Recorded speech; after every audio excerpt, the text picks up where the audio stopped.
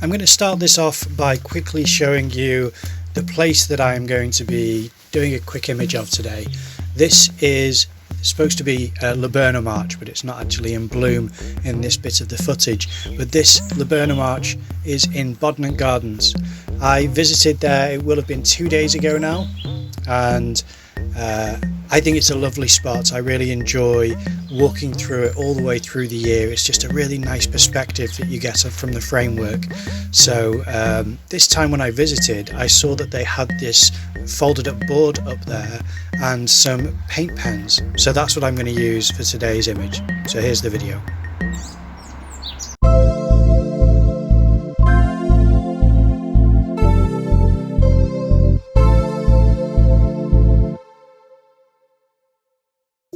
Okay, so welcome to the 100 Day Art Challenge.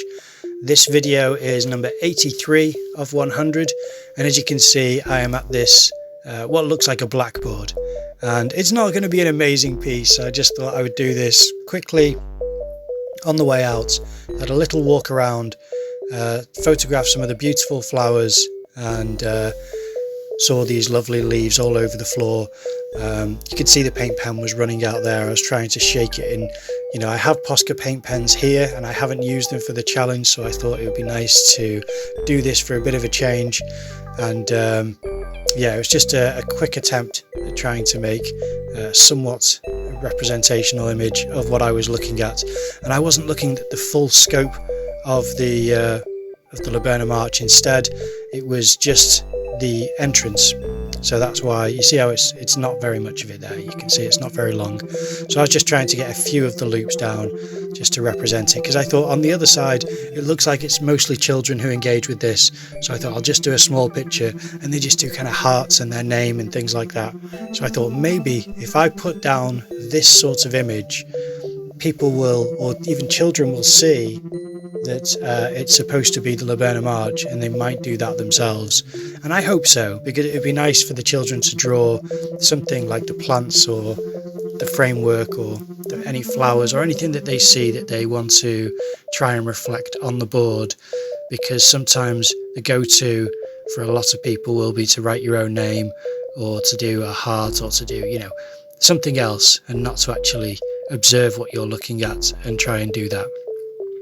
So as loose and scribbly as this image is, it's with the best of intentions, and it's only fairly small, and you can see that the rubbed out areas were all you know, bits of speech bubbles and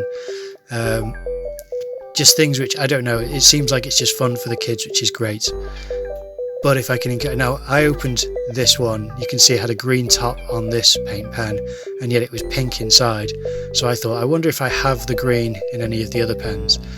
But I thought I can use the pink anyway, because it's just a tone to get down, and there are always bits of pink and red around in Bodnant Gardens as well, so it doesn't hurt. It was just a bit of a surprise. There were a couple of people further up on the Laburnum Arch, so I don't know if they saw what I was doing, and it feels a bit silly because I thought, I'm sure this is just for children, but I couldn't help it, especially doing the 100 Day Challenge. But yeah, I was holding the pen strangely here because I wanted to get wispy lines for all the vines at the top of the framework, and it worked quite well. So I thought if you just get the very edge of the tip of the pen, as in not the tip itself but the edge before it rounds at the top, then you should be able to get wispy lines, and it did work. So that was what I was supposed to be representing with that, and I think that should hopefully help, because it's at least a contrast in the weight of the line that I'm using to try and render some bit of an image here. And I did actually find a green, because I was concerned if there was no green then I'd have to represent the foliage with blue, which would be possible and I could do it, but it'd become a bit of a fauvist piece instead of being more true to what people would see. And there's nothing wrong with fauvism, excuse me, which is the art movement where you use different colour choices than what is true to reality. And I couldn't help but try and expand the perspective again, just to try and broaden it out slightly.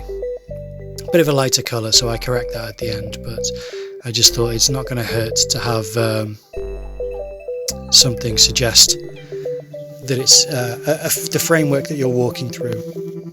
it felt too small and contained, so I wanted to show a little bit of depth. But with each pen, I thought this will all add to it if the pen works. And again, a lot of these were drying up and running out of paint, and I wish that the staff there would replace them or purchase some more pens, because I don't know if they have more and these are the ones that they've got left, but there's not much paint left in some of these, but maybe in the other colours there are. It's just that I was trying to use the green, the brown, and trying to use things which I thought would be more true to what I was looking at. So I started using the green to represent rocks as well, because there's bits of moss on the rocks. There's a rock lining along the bottom of the framework for the laburnum arch. So I thought I will do that as well, just because if it's more square shaped, more blocky shapes, it will look almost more like rocks, hopefully.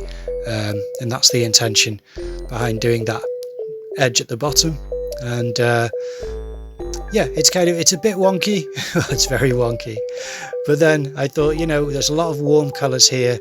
What I don't see, but what I'm going to put in anyway, is a bit of purple, and that's going to represent the tone or the coolness of the ground. Not the tone necessarily, but the cool colour of the ground. Now that was supposed to be a blue that I was going to do highlights in the purple, but because it was instead a bluey green, I thought, no, I will use this instead for the foliage again to try and enrichen some of this rendering that I've started for the plants and the bushes. And it's nice to have more than one green, to have a cool green as well as a warm green. They'll all contribute to trying to make this a little bit more of a pleasant picture to look at, and I'm hoping that when someone comes across it they'll be encouraged to do something similar. And then it's time for the perspective lines, and I think this is always a fun part because it gives depth to the piece that was otherwise not there, and it just takes an understanding that the lines have to taper and you have to try and aim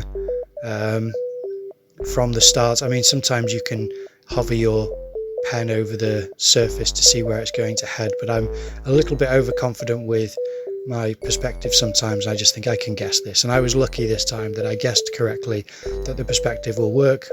And I just thought, it would be nice to see these perspective lines from the framework.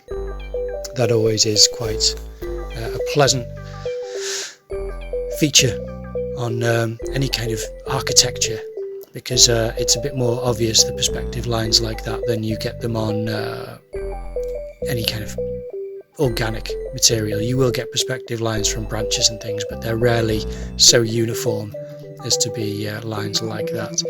So I thought I'll do that, I will sign it, and I thought I was done, but as always there's always a couple more touches that you can make, and I know it's a silly little doodle, it's not especially impressive, but you have to forgive me for number 83 of this challenge.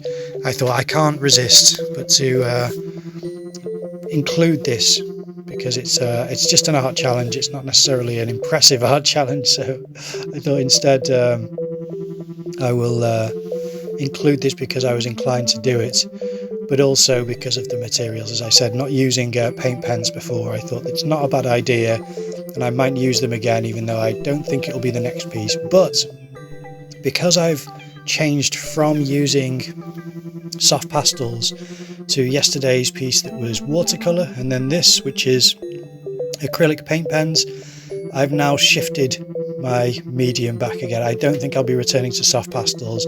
I have an idea for what I'm going to do next, but we'll see. I won't tell you what it is, you'll find out when it happens. But this is the piece for today. Hope you enjoyed it. Thanks for watching. See you tomorrow.